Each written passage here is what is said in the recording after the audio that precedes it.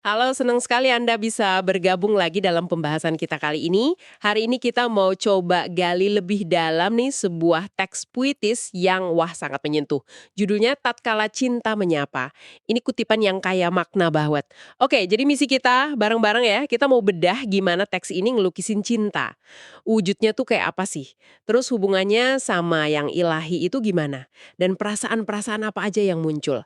Kita coba telusuri pengalaman dan esensi cinta lewat kacamata puisi ini. Tapi perlu diingat ya, teks ini bahasanya simbolis banget dan kental nuansa spiritualnya gitu dalam melihat cinta. Oke, mari kita langsung mulai aja ya.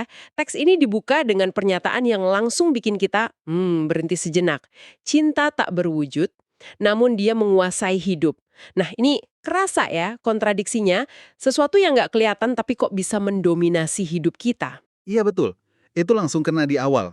Sesuatu yang abstrak, tapi kuasanya luar biasa. Dan pengaruhnya itu, wah, sampai bisa mengubah cara kita ngerasain realitas loh. Coba simak baris ini. Siang menjadi malam, dan malam menjelma kenangan. Ini pengalaman yang mungkin Anda kenal juga ya. Gimana perasaan yang intens, kayak jatuh cinta gitu bisa bikin waktu kerasa beda. Betul. Malam jadi lebih hidup, gitu kan? Penuh sama ingatan. Iya, seolah dunia luar tuh jadi ngikutin gejolak batin kita. Nah terus, penulisnya main-main sama indera penglihatan tapi lagi-lagi secara paradoks.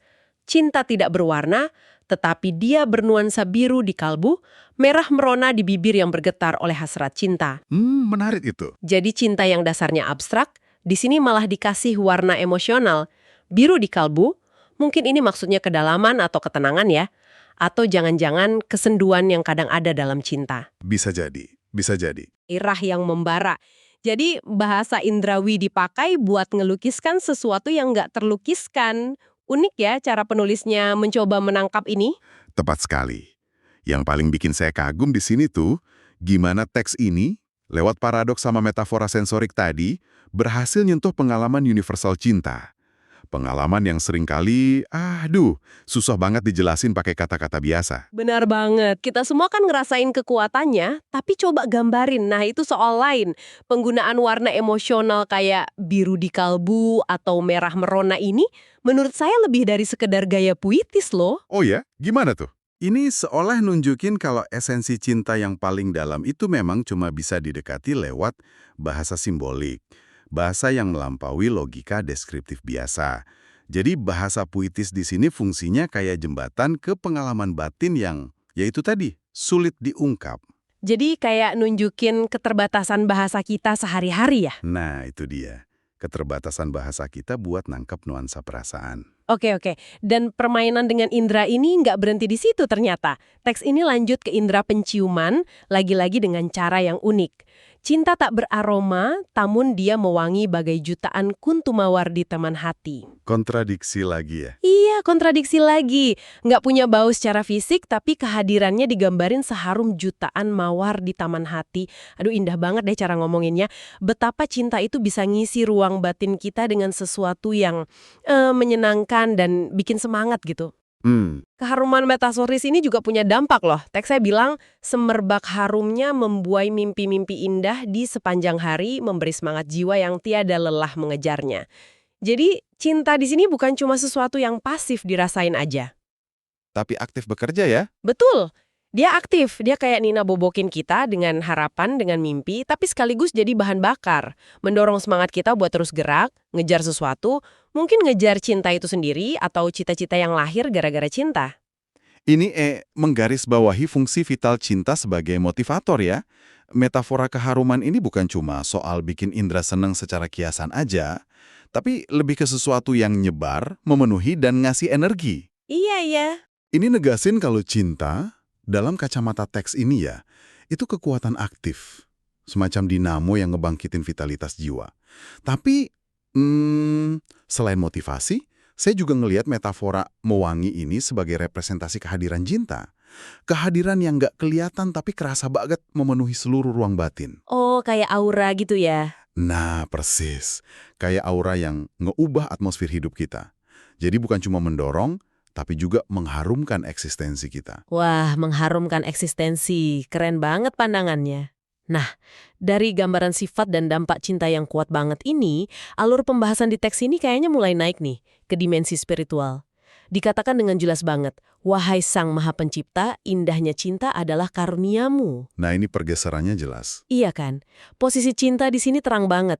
Bukan cuma fenomena antar manusia biasa, tapi anugerah, pemberian berharga dari Sang Ilahi. Sebuah karunia, ya. Dan cinta, sebagai karunia ini, punya tujuan yang lebih dari sekedar hubungan itu sendiri loh. Mhm. Dia bisa jadi jembatan menuju yang ilahi, tatkala dua hati terpaut menjadi satu memujamu. Penyatuan dua hati dalam cinta diarahkan buat memuja Tuhan bersama-sama. Ini ngasih bobot transendental pada ikatan cinta. Jadi nggak cuma hubungan horizontal, tapi ada dimensi vertikalnya. Tepat. Selanjutnya, teks ini kayak berubah jadi untayan doa atau permohonan yang tulus banget. Ada permintaan biar Tuhan nyatuin hati mereka yang lagi jatuh cinta. Satukanlah dua hati hamba-hambamu yang dibuai cinta. Terus, ada permohonan buat diajari bahasa cinta yang sejati dari Tuhan. Bahasa cinta Tuhan. Menarik itu. Iya, ajarilah hamba bahasa cintamu yang tulus dan kudus. Terus ada juga keinginan buat paham makna cinta ilahi yang damai dan penuh kasih. Berilah makna cintamu yang damai dan penuh kasih. Dan puncaknya harapan yang dalam banget biar cinta ini awet, abadi gitu. Bersemi di sepanjang musim tanpa pupus.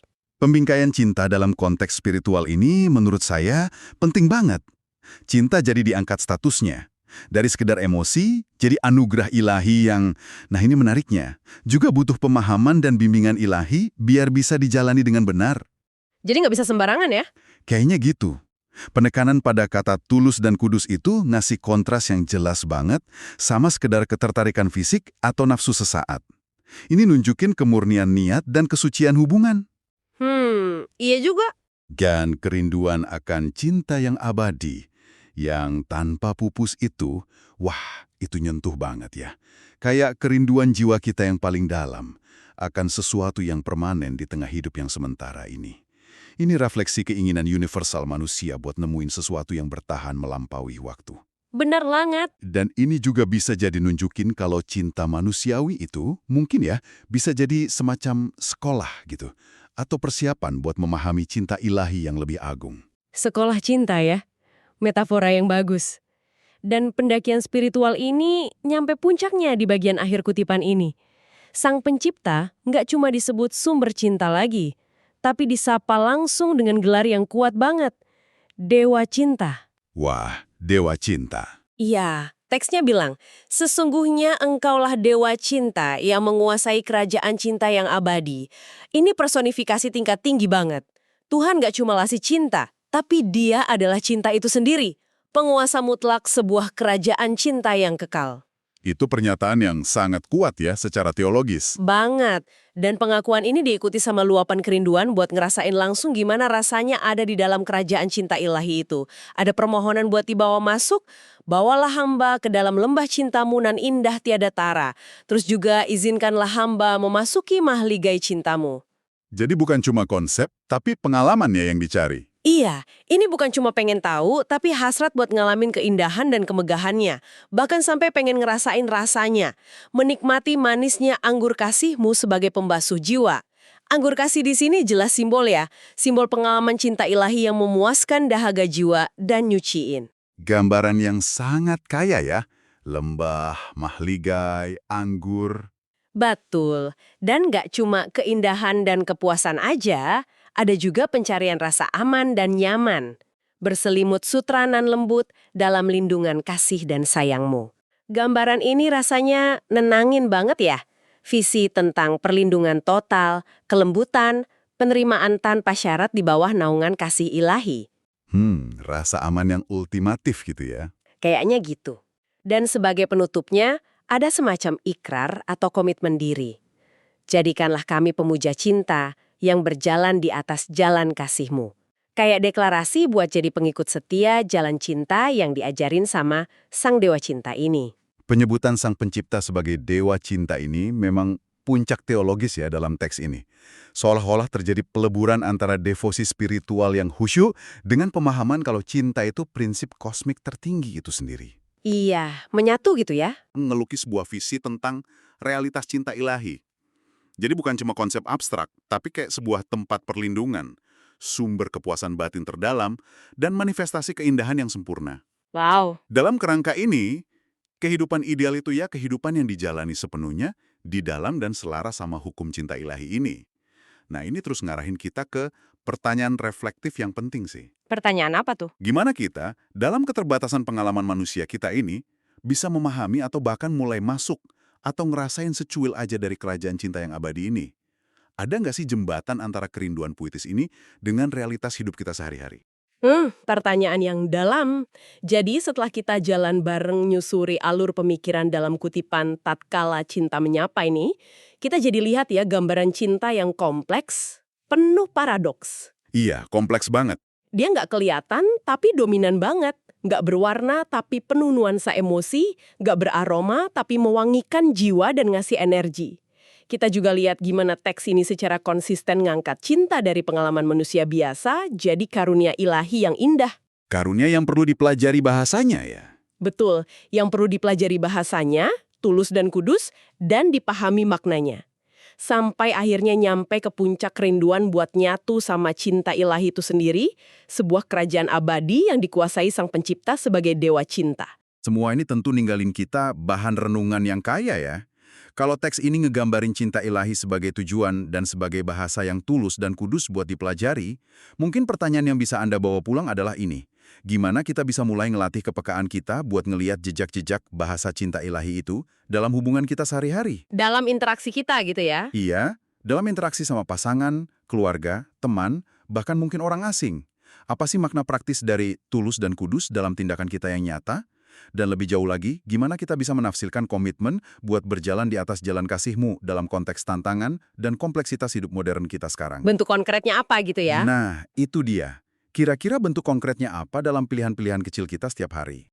Pertanyaan-pertanyaan yang dalam dan relevan banget buat direnungkan. Terima kasih sudah menyimak penjelajahan kita terhadap teks tatkala cinta menyapa kali ini. Sampai bertemu dalam pembahasan berikutnya ya.